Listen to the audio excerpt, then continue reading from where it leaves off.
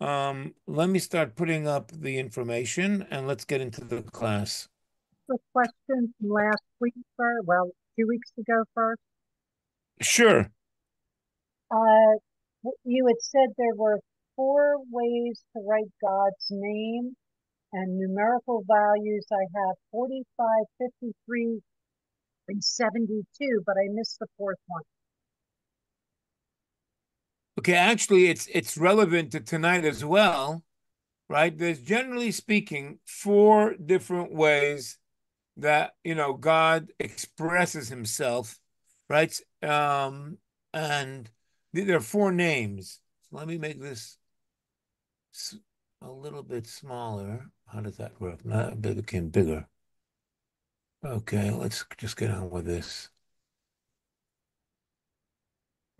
Okay, so the four different names of God, right, is one name is called Shem Ayin Beis. The name Ayin Beis is a numerical value.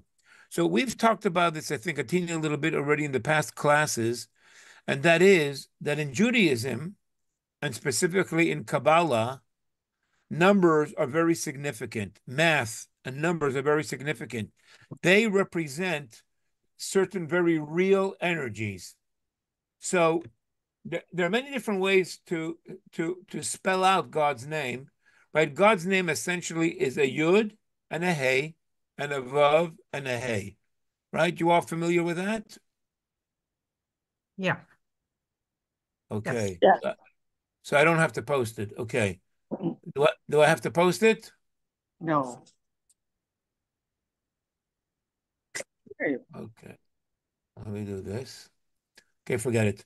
Okay, so we have a yud and a hey and a vav and a hey. That is God's name. Now, you can write God's name when you write the word yud. You can write it in as in a yud, a vav, and a dalid. And then hey, you can write with a hey and an aleph. Or you can write hey, hey, and hey. Or yud, you can write, there are many different configurations and ways in which to spell out the yud, the vav, the hey, yud k, yud hey, and then a vav, and then a hey. Depending on how you write out each letter, it'll come to a different mathematical, numerical value.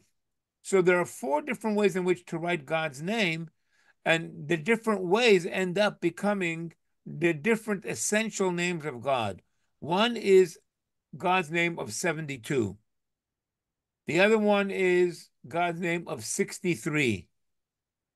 The other one is God's name of 52. And the other one is God's name of 45. All of those come out to those different numbers depending on how you write out each letter of the four letters of God's name. God's name is a yud and a hey and a vav and a hey. But like I said, the yud, you can write it with when you spell out the word yud phonetically, right? You can write it in many different ways. You can write it with a vav, you can write it with an aleph. Depending on which letter you use, it'll come out at the end to a different total. And so those are the four different letters of God's name.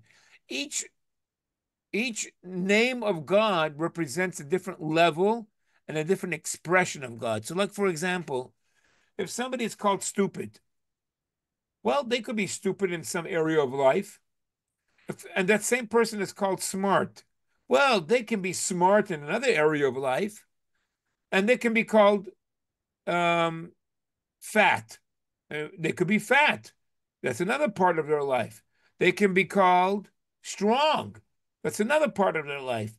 So there's in order to, so to say, pinpoint the different faculties or the different strengths or dimensions of God, there are different names that represent those different aspects of God. So there are four letters to God's name. And then depending on how you spell out those four letters, it'll come out to four different totals: 72, 63, 52, and 45. And those are the four different names of God. Does that answer your question, Tony? Hello? I had to unmute myself. Yes, that answers my question. Okay. So let's get on over here tonight. If you have any questions, please feel free to ask anytime. So I said we were going to talk a little bit on what you see there in your screen. And it's very relevant to what we're discussing and talking about, and understanding this metaphysical aspect that we're discussing in the Patach Eliyahu. Remember, we are learning from the text of a passage which is called Patach Eliyahu. The Elijah the prophet, he opened himself up in his teaching.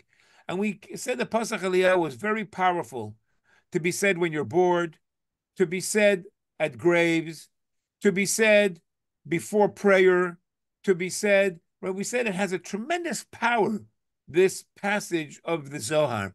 It's actually the second introduction to a portion of the Zohar which is called Tikkuni Zohar. There are different sections of the Zohar. You remember we spoke about in the earlier classes that mysticism and Kabbalah, this discipline of understanding God and understanding the rules in the Torah, right, were passed down through different evolutions. There was the book Sefer Yetzirah. There is the book of Raziel Hamalach, the angel Raziel. There was the book of Sefer HaBahir, the book of brilliance, and then there's the Sefer HaZohar. So the Zohar has different sections to it. One section is called Tikkuni Zohar. Tikkunim, right? You know how many people talk about Tikkun Olam? It's the same word. What does Tikkun Olam mean? Tikkun Olam means rectifying, fixing, perfecting the world. So there's an added portion to the Zohar, which is called Tikkunei Zohar. And the second introduction to this portion of the Zohar is the Patach Eliyahu, which is our core text that we are studying from. And we already talked at great length, to refresh your memory, how very, very powerful and strengthening this is to the person that reads it and learns it and that says it on behalf of other people, or that says it before they do prayers, right? Okay. So one of the reasons that it's very powerful is because we mentioned from this very great Kabbalist, Rabbi Moshe Cordovero, whose yahrzeit was just a few days ago, and he is buried in Tzfas. He was he lived at the time of the Arizal. Rabbi Yitzchak Luria was another very, very great mystic and teacher of Kabbalah.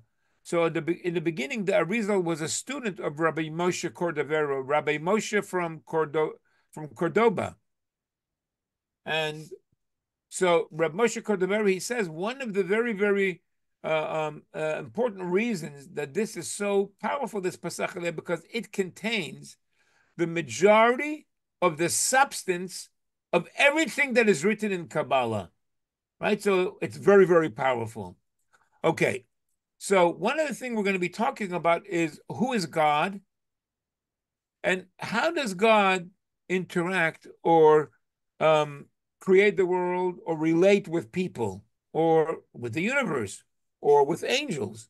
So out there in the world, amongst philosophers or people who think about these things, there are many different ways in which people consider the interaction that God has with the world. There's missing one from this thing that's on your screen. There's theism. There's also deism. Deism. There's pantheism and there's panentheism.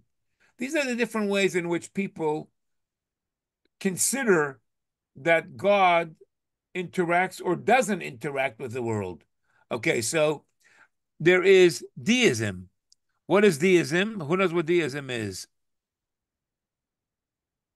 Deism is the belief that God is a non-interventionist. It's really that first picture. It's an impersonal God, created the universe, but he does not actively participate in its operation or human affairs. He's somewhere up there in the sky. He made a world. It follows certain laws of physics and of science. But right now, he doesn't intervene. He's not personal. He's not relational. That's deism. Deism is that idea that you see in the first picture there to the left. There's a God. He created the world. How else could the world be what it is? With its precision, with its incredible wisdom. Yep, there is a God, but he's long backed off from having any personal relationship with the world. And so people are bad, and bad things happen to good people. Truly bad things happen to good people because it's up to people now to do what they want and to manipulate the world that God created. Okay, theism is really it's that's a whole different other kind of a belief, and I think the guy that made this picture really could have done a better job at it. But theism is the belief in a more personal, all-powerful God. He created the universe. He governs its operations. He has a personal relationship with individuals. That's theism. There is a God, and he has a personal relationship with the world and with people. The next is pantheism. Pantheism, all of you have heard of Baruch Spinoza, right? The idea of pantheism is more like the idea of Baruch Spinoza's belief in God, and that is God and the universe is the same thing. The more you understand the universe, the more you will understand God. God is, so to say, limited and bound by the boundaries of the universe. If you were to really look deep into the universe, into the molecule, you can finally discover all of God in the way he operates his universe. And so God is not transcendent. God is immanent. You remember we talked about this at the end of last class. We talked about transcendence and immanence. So in the case of pantheism, God is totally immanent inside the universe. There is no transcendence. There's no part of God that goes beyond the reach of a person. There is a much limited possibility for miracles and things of that sort. Like Hindus. Yeah, I guess so. And then there's panentheism, and that is more the position of Kabbalah and of the Jewish people. What is panentheism? God filled the entire universe. Now, what is God? God is the invisible source from which everything comes. And we just read a little bit about that in the Patach Eliyahu last week, when we talked about no thought can even grasp. There is no thought that can even grasp God at all. What's the point that the Patach Eliyahu, Elijah the prophet, was trying to tell us? He was trying to tell us when you talk about something, even if you have the most eloquent vocabulary, you're always going to be limited by the finite use of your words.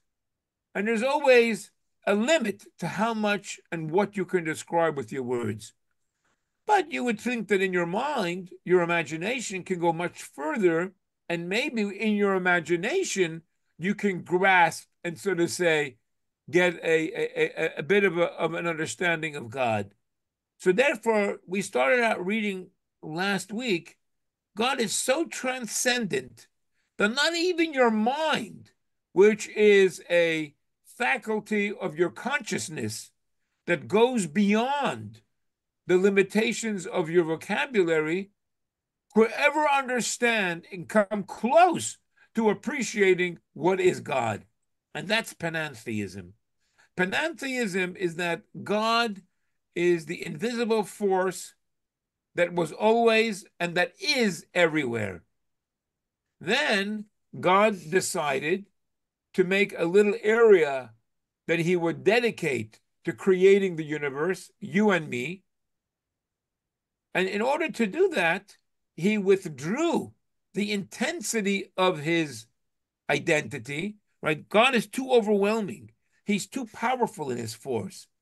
It's like when you have a category 5 wind blowing, there's almost nothing that could stand up before it. It's too powerful, right? If you have amperage and voltage, right, that is through the roof, it's just going to blast any wire because there is no wire that can contain this unlimited, infinite flow of electrons, right, at that degree of voltage and amperage. So God, what he had to do was he had to put on the dimmer switch and lower himself down so that he wasn't so overwhelming and so powerful. And then he extended a pipeline of himself into this space in order to create, on a very limited basis, you and me and all the planets. So you and me and all the planets is a small little expression of God, enough so that we could think of ourselves in such a arrogant way that we believe we are independent of God. God limited himself and he withdrew himself to such a degree that it allows us to stand up and believe that we exist by the merit of our own strength to stand on our own. But that's really not the truth. The truth of the matter is that if we were to know the truth, we would know that we are only a teeny little expression that God conscientiously he ramped it down so that we have the opportunity to think of ourselves in terms of being independent beings. And that's panentheism. Panentheism is where there is a transcendent God. There is a God that is beyond the universe. There is a God that within this God, we exist because God is always everywhere. But God took a little area of himself, and it's like he took a breath in so that his belly button you came in a little bit, and in that area where he pulls himself in, he went and he put us right over there in that little crater. But we exist within the crater of God. We are an expression sitting in the cradle. We are an expression of that energy that is much greater than ourselves, but limits itself to a small degree that we can be fooled to think we are separate from each other and that we are separate from God. But that's exactly the journey in life. The journey in life is to pierce this illusion, and it's to sort of say undo the veil and then connect with the deeper truth, which is the infinite transcendent God that is the deeper reality of our identities. That was pretty heavy words over there. Okay, so who's following along so far with what we talked about? Nobody? Yeah. That sounds exciting. I have a question. You said that our journey is to pierce the illusion of what? Yes. So God created us in such a way that we should think that we are separate from him. And that's what we call the ego.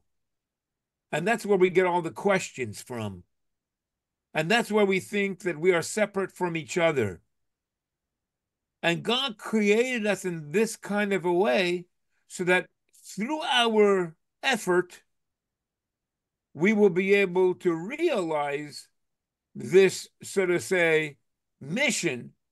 So it's not really a trick. It's a trick and an illusion only in the sense that it's not the ultimate truth. God created this intentionally so that our job is to unfold, and it's to undo this so to say shield and cover that makes us not see this on a regular basis. And that's where, for example, that's where we do mitzvahs. We do mitzvahs in order to bring more awareness of God in our lives. That's why we study what we're doing tonight, in order to realize that what we see on the surface is only God hiding for us to find him behind this veil, behind this curtain. And then he gets a certain satisfaction out of that. So that's really the whole thing of life. The whole thing of life is that when we discover the God that is hiding behind this curtain and we give God satisfaction, then he rewards us, so to say, or that's our reward, that we found him. So it's like a parent playing hide and seek with the child. When the child goes and finds the parent, so depending on how you want to look at it, the reward is that the child found the parent and he really wasn't hiding all along. He was really there all the time. And so the love for the parent, right, can be enjoyed, and he's really there all the time. He didn't go anywhere. He was always there all the time. So that's a reward and that's a satisfaction, when the discovery is made. And of course, the parent feels very happy that the child never gave up and that he was smart enough to go and find him. Okay, so that's the answer to your question, Tony. Okay. Have to process that for a while. Yes.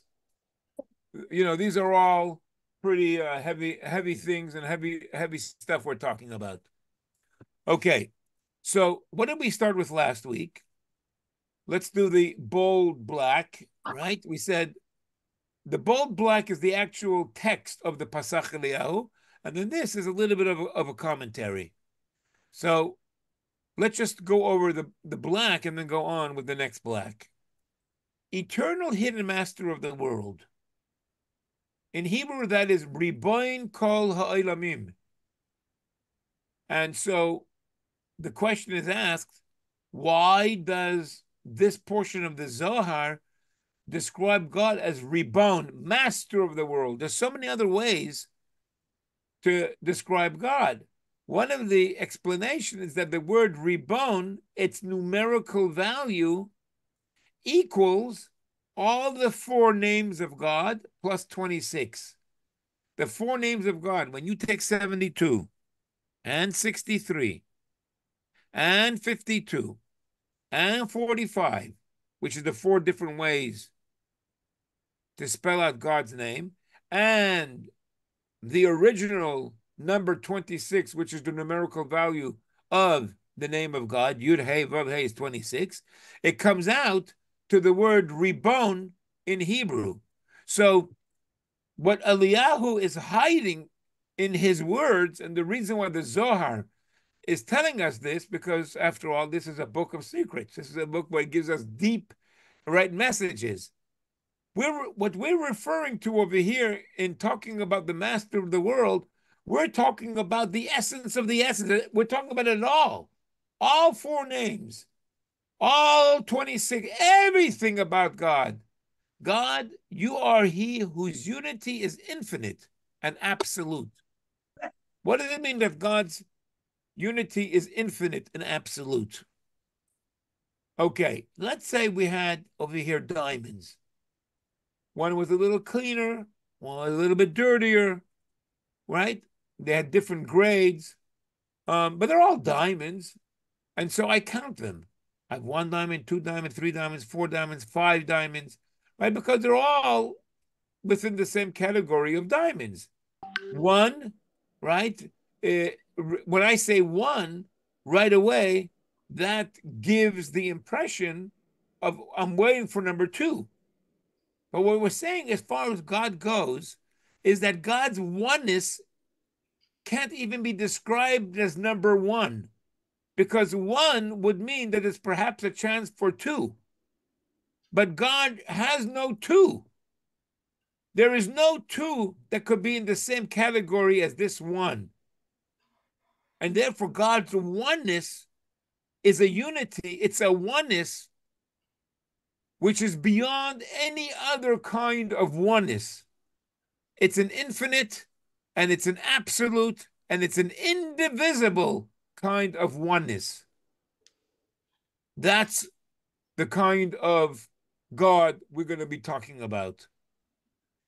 This God that we're talking about in his whole completeness, right? All four names and the actual 26, as he exists beyond even describing his as one. You are he, the first cause, transcendent beyond all that is above. In Hebrew, the word is Elon Mikol Elon. You are not just the cause of everything. So there's some relationship between the cause and the effect, but you are transcendent. Remember that picture that I showed you just a minute ago?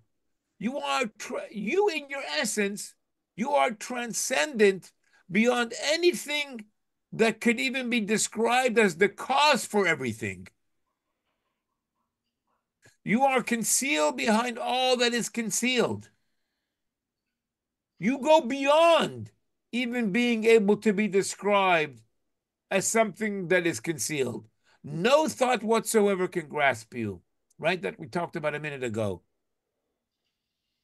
God is beyond any kind of imagination. In your own head, you could never relate to the essence of God's identity. Who's with me so far? I am. Yeah, we're with you. Okay.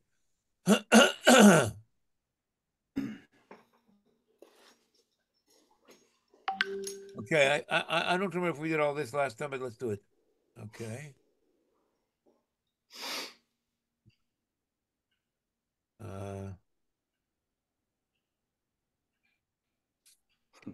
Okay. Yeah, I think we did it. Yeah, because I talked about this. There is no physical God. None of these metaphors that appear through Kabbalistic literature are to be taken literally. Okay, right? Because what did we just finish saying? God is not one in the sense where he could ever fit in with two. God is beyond even being described as being concealed.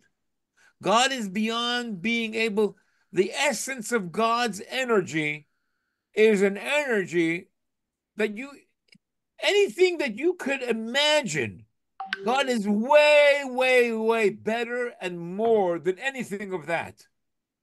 Rather, any metaphors that we use are to be used solely as aids to understanding, to allow a person to perceive spiritual matters that are not easily grasped. In truth, however, it is obvious that beyond a certain point, everything is completely beyond our grasp.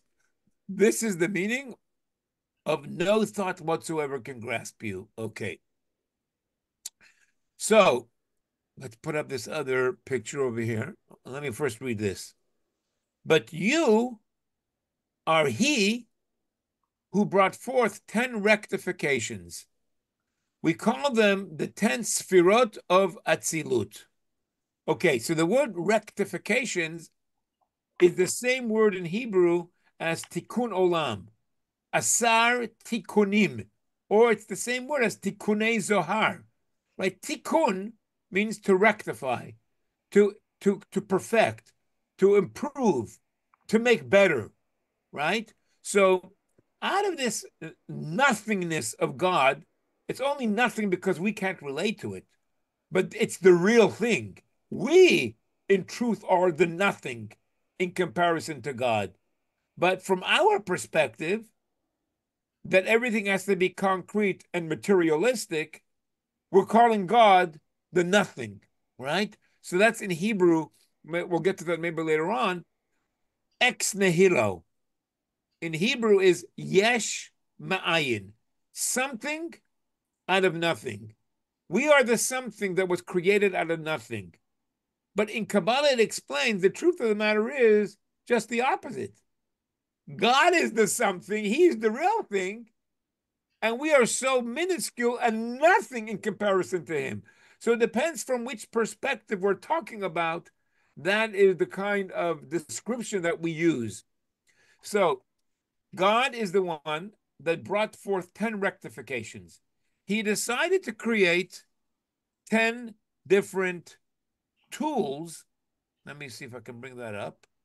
I should be able to. Okay, so this is something that you're familiar with. Come on. Does it get any smaller? Okay, let me put it this way. Get it out of the way. Okay. So, as you can see over here, this is like a very, very famous kind of diagram, which does complete no justice to the reality and to the truth of the matter.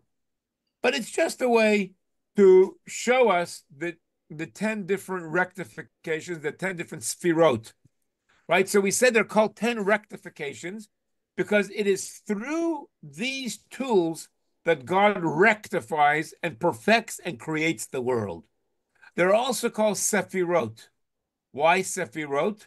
Because there's two reasons that are generally given why it's called sefirot. Number one, the word sephirah means to count, right? As in Sefirat HaOmer, right? Sephirah means to count. And so there is number 10. We counting 10. Also, the word Sephirah comes from the etymological root of the word what? Diamond. Sapir, right. Yeah. Which means brilliant, which means diamonds, correct.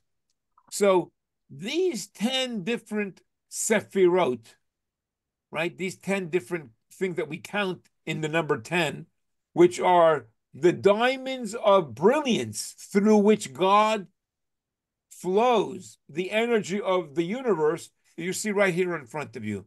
I'm not going to go through it now in detail, right? Because hopefully we'll get through some of it in the next two classes. Okay, so at the top of it all is what's called the crown. That's called Keter. To the right is wisdom, Chachma. To the left is understanding. And here in this diagram, what you have over here is there's a top, there's a bottom, there's a right, there's a left, and there's an in the middle. The middle are all related to each other in a very direct way. Everything is related to each other, but the middle is very directly related to each other, right? And you have the right and the left. Okay, so the right is stronger than the left. The right is the first sphera from which everything emanates on a concrete level. That's wisdom.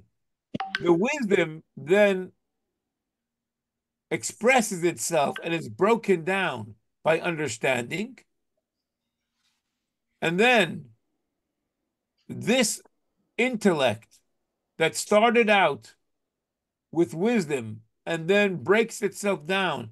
Wisdom represents the man force, and Bina represents the woman force.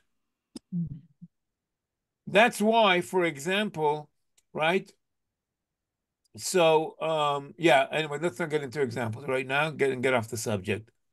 Okay, so on the right side of the here, as a direct result, we have over here of the wisdom, we have love and mercy, chesed, and then gevura, which is justice and judgment, is the result of understanding. Why? Because what broke down into elements? The wisdom, understanding did. In other words, inside understanding is the power of justice, of putting limitation, boundary, being able to dissect apart the pieces, right? So that's also on the left side. In the middle, you have over here beauty. Beauty is a combination, as you can see, is what connects love and mercy together with justice, so it balances it out that it should be done properly. That represents the torso of a person, right? So you have, if love is uninhibited, it would be no good. You can't love everybody, even a bad guy. You can't either be too strong with people. So the best thing is when it's balanced with beauty. Okay, then you have what represents the hip, the right leg and the left leg. This represents the right hand, the left hand, right? That's why the right hand in most people is the stronger, dominant hand, right? Because chesed is giving, kindness. It's on the right side. The way God created these 10 sfirot, chesed, kindness, and love. Love is extending oneself. Mercy is giving. It's on the right side spiritually.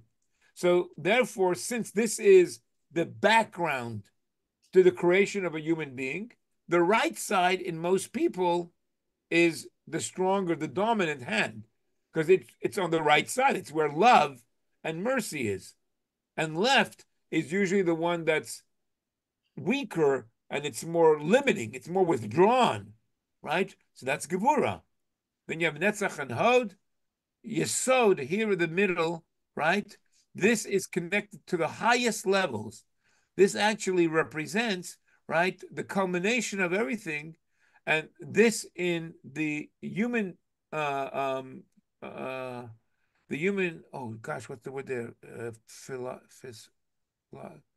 Physiology. Well, in the human dimension, in the human makeup of the person, this represents the reproductive organ of the man and of the woman, right? And it's this whole kind of diagram that represents the whole spectrum of the human, what's called partsuf, the human expression, right? Which includes the male and the female, right? And which expresses itself this way. Okay. I just introducing to you what this diagram is about, but of course, let's go on inside and see how much of that we can cover. I have a question. Yeah. Why is beauty and compassion directly linked to all except for one of the others, where all of the other ones are not directly linked to more than two or three? They're all related to each other. Every single one is connected to each other. As a matter of fact, not only is each one connected to each other because all part of each other, and underlying each of these sefirot, tikkunim, is everything. So that's just like in your body. Your right side has the DNA and the chromosomes and the blood and the oxygen, which is the same as your left side, right? So it's just that your right side has a certain emphasis that makes it the right side, and the left has a certain emphasis, but underlying and deep down inside the right side or the left side is everything about your entire body, right? There's everything is everywhere in your entire body. So on a certain level, all 10 of these tikkunim or sfirot are inside each one of them. But even as they express themselves in their own individual identity as being the right or being the left. They're all connected to each other, as you can see. They're all connected to each other. So even as they exist in independent identities, they all cooperate and have a unity in working to support each other. That's a healthy kind of combination that should exist within a person and should exist between people. Okay, let's get on over here inside the text. Okay. You are he who brought forth 10 rectifications. We call them the 10 spheres of Atzilus. Atzilus, so there are 4 names of God. Each name of God is expressed in another one of the 4 spiritual worlds, right? There's a lot of 4. Why is there a lot of 4? Because God's name is made of 4 letters. And so his thumbprint is in everything that he created. So you got a lot of 4s, and there are 4 worlds. That's where there are 4 weeks to the month. A lot of 4s, right? Anyway, so there are 4 different worlds, the highest one being this one over here called Atzilut. And this is where these 10 rectifications, these 10 sfirot start out, with which to regulate the powerful illumination of your light that flows down through hidden worlds that are not revealed, as well as worlds that are revealed. What are the worlds that are revealed? These are the other 3. Beria, Yetzira, Asiya. So these are the 4 spiritual worlds until there is the physical world, which is the physical mirror of this last one, Asiya. But it's just that the spiritual energy is becoming more and more dense, and it's becoming like if you take vapor and you turn vapor into water, and then you turn the water into ice, these are just different stages of the same substance becoming harder and harder. But it's all the same H2O. It's just that they're going through a process in which they're now expressing themselves in a different way. But ice is no different than water, which is no different than vapor. So once you understand what water is made of, you know what's going to be in the ice, because it's the same thing as the vapor and as the water, just presenting itself in a different condition. So the same thing is also with what we're talking about over here. God created these 10 sefirot, these 10 rectifications. They start out shining as the tools that they are, or the holes, right, in which God shines through this way and that way, through the filters that they are. They start out in Atzilus. They go down to Bria, then to Yetzira, then to Asiya, and that's the most condensed, or that's the lowest of the spiritual, which then turns into the physical. So, you know, in quantum physics and quantum mechanics, right, there is a concept which is called quantum fluctuations. Quantum fluctuation is where out of the nothing, all of a sudden we start to feel little protrusions of something. And they keep on going back and forth, back and forth, back and forth, until finally they come out and they become what's called quarks. And the quarks become protons, and they become neutrons, and they become electrons. They keep on going back and forth, back and forth, back. And then they seem to somehow, they start to develop into what's called an atom. But it all starts out of the nothingness of zero, that we start to sense a little protrusion of something we can actually measure, some degree of energy. And that's where Asiya of the spiritual world is turning into the physical world of Asiya. And when you understand everything that is in the spiritual background in these four spiritual worlds, it's all going to express itself exactly in that same way in the physical world, because everything in the physical world is just an expression of what's going on in the spiritual world. Okay.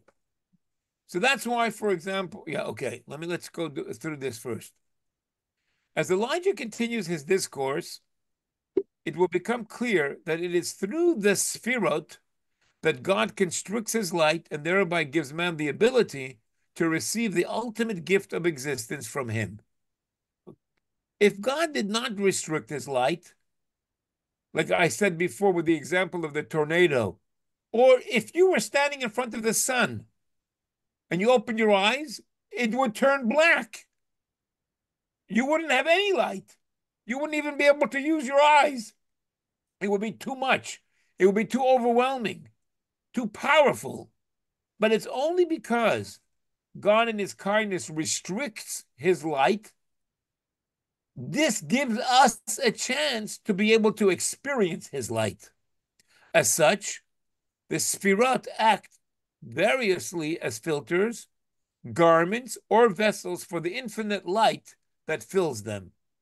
Okay, so the expression that we use in Kabbalah to describe God, very interestingly, is light. In the book of Tehillim, in the book of Psalms, it's written, Oite or kasalma.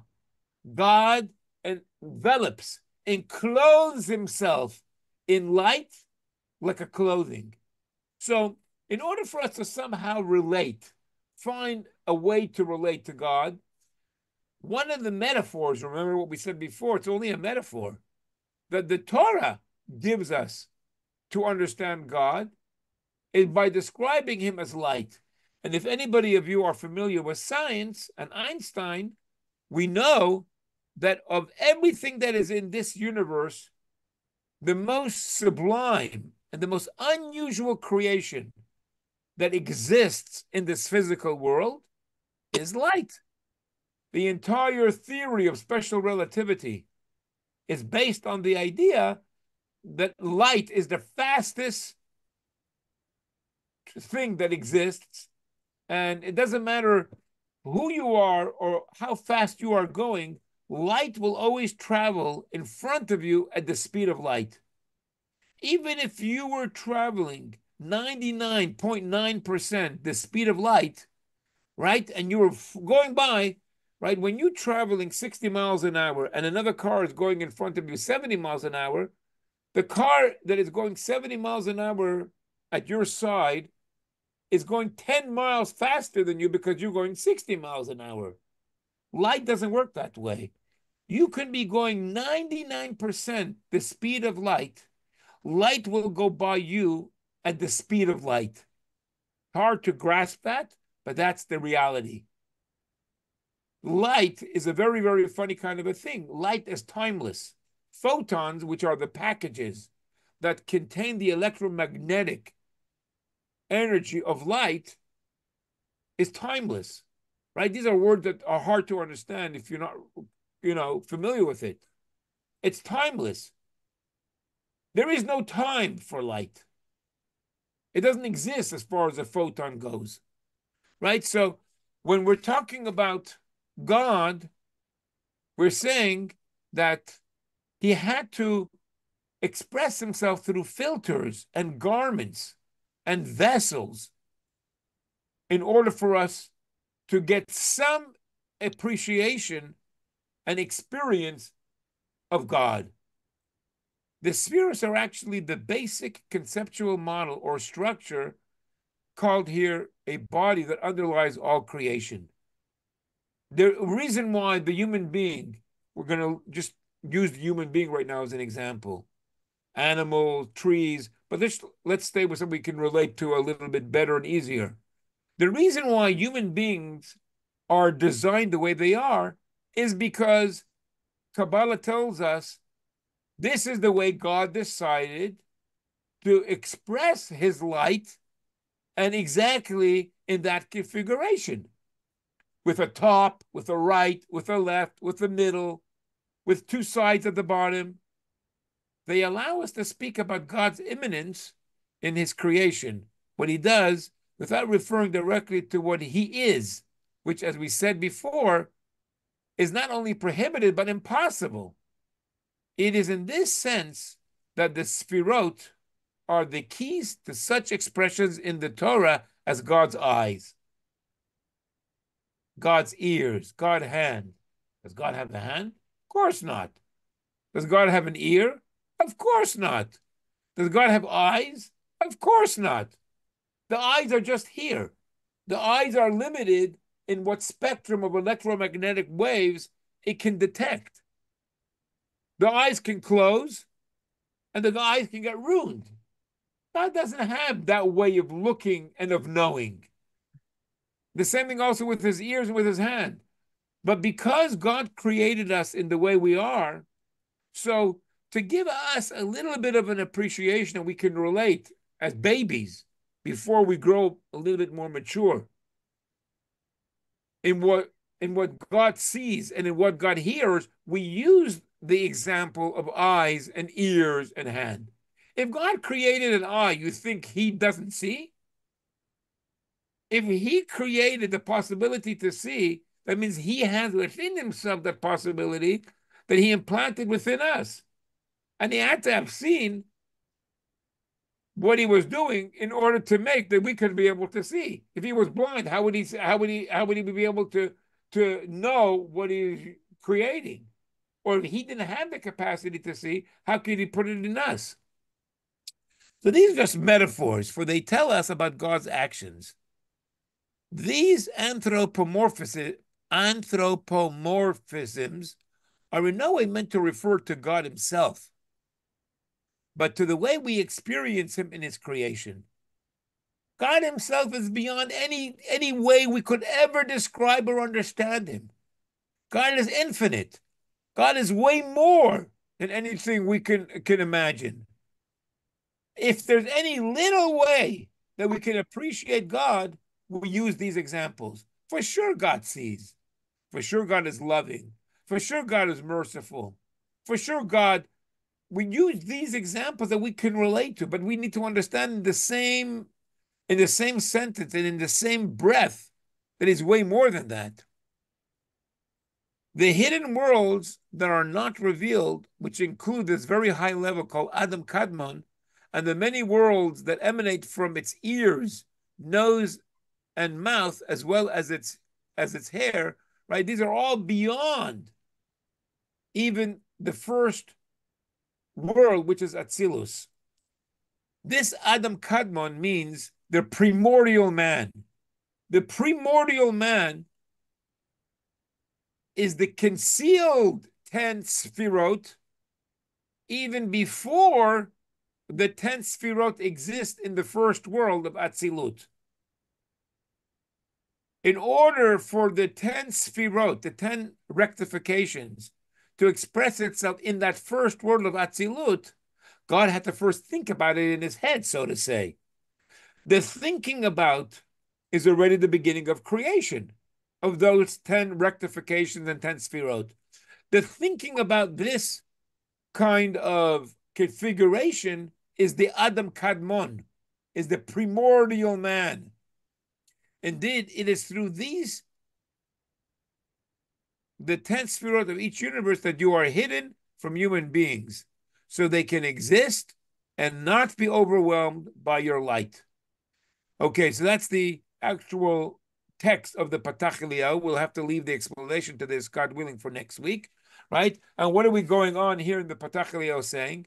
Indeed, says Elijah, now that we introduced that God creates the 10 Sfirot and the 10 rectifications, which start out with the primordial man, express itself in the first of the four worlds, Atzilut, and then become you and me. It is through these 10 Sfirot, inside of them, that you are hidden from human beings. But it's because of them they can exist and not be overwhelmed by your light. You get it? It sounds like your soul. It sounds like the soul? It I sounds didn't like, hear what you say. yeah, it sounds like the neshama. It sounds like the person's soul to me. Yeah, it is the soul as well. The soul, what is it that encloses itself and fits very snugly into your head, into your right hand, into your left hand, into the truth is, I'll use fancy words here, scientific words. Everything is a fractal design. In other words, like I said before a moment ago, that although there's a right and a left in the middle, and a right and a left in the middle, but inside each dimension, there is everything, like in the hand, right? The hand has everything that the left hand has, right? Internally, right? It has all the vessels and it has blood and has DNA and it's got oxygen and it's got it all, right? Inside the particular expression of the right hand is really everything about the whole body. Inside the expression of the left hand is everything about the whole body. But then on the outside, it expresses itself on in a particular kind of a way. The same thing is also in the spiritual sense. In every area of spirituality is everything. So what is the soul? The soul is a portion of God. It's a veritable portion of God. That's what the soul is. It's a portion of God that God gives inside only Jewish people. The part that is veritable, that is truly good piece of God. Everybody else gets a little bit kind of a lower expression of God. Jews, who are, as the Torah says, my children, they get the chromosomes of their parents. They get a very, very real, essential piece of the parents inside them. So in the same way that God himself has these 10 expressions in his head, which then express itself to the four worlds and then become this world, but it's there in God's head. When you take a piece out of God's head, or wherever it comes from, that piece of your soul, it has everything of all the 10 expressions right there in it. So your soul has these 10 different, sphirot and rectifications in it as well, on a certain superficial level. But deep down inside your soul, there is a purity, and there is what's considered, as we're describing God over here, that goes beyond your own consciousness. And it wakes up every so often. Sometimes it gets triggered in some ways or in some days, like on Yom Kippur. You have this kind of an experience that you can't even explain, right? So then that's like a deeper connection with something that goes beyond a limited superficial expression of one particular dimension. Does that make sense? Get it a little bit? It's deep stuff that we're talking about, right? Because it takes time to really, it takes time to acclimate, it takes time to familiarize yourself with these ideas, which are not regular ideas in the very physical, materialistic world that we're living in. But that's why anybody who comes to shul over here enough and long enough understands why I talk so much about quantum mechanics, because that's exactly the idea. When scientists talk about the expression of energy out of the zero of nothingness, and then they want to describe that zero of nothingness in terms of fields, it's just a method of talking. But what they're describing is a place where everything exists, out of which everything comes. The essence from which everything comes out of.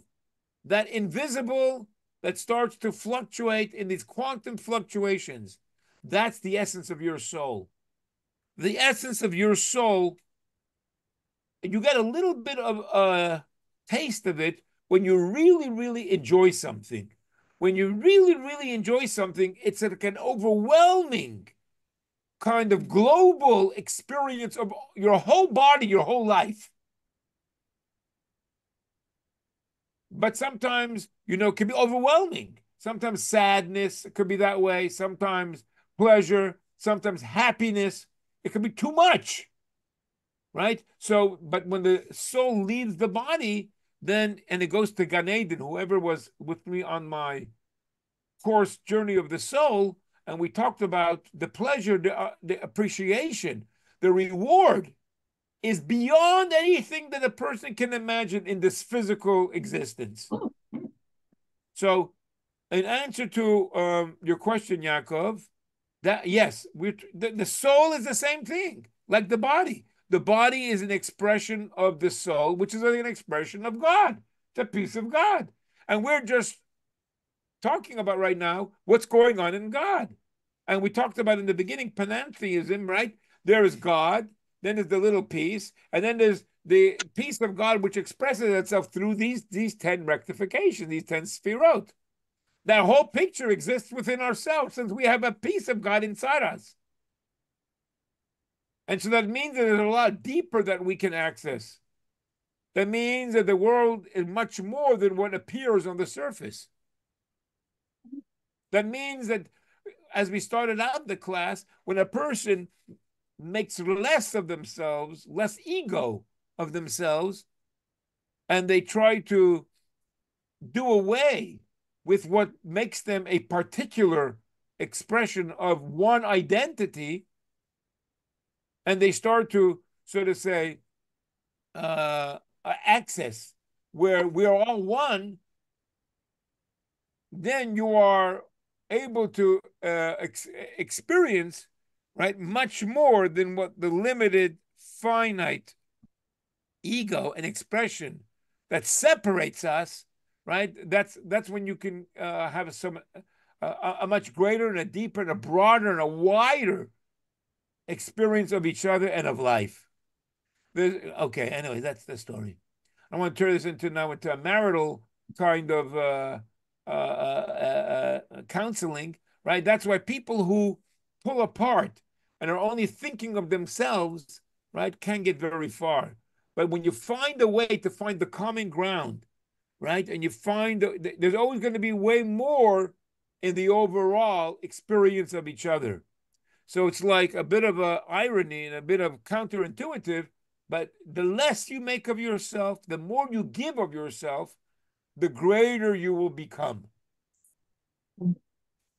Anyway, that's the story, I guess. So we went a little bit over time, and I don't mind doing it, but in the past I've been told people sometimes want to get off and they had enough and they want to be respectful. So we went a little bit over time, but I hope you don't mind, and That's good.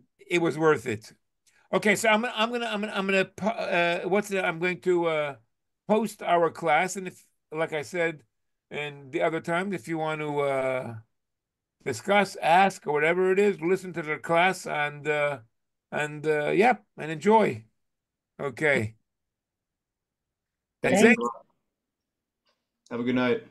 Have a good night. Well, good to see everybody. See you in shul, and think about what we talked about so that it is able to sink inside. Right? Don't let it just float in one ear and maybe fall out your nose or come out the other ear. Right? Go and really take it in, and let it dig deep, and you're going to get a lot of good out of that, out of this realization. Okay, have a good night, everybody. Sei gesund. Sei gesund, Rabbi. Thank you. Okay, Hi, Rob. bye. Both.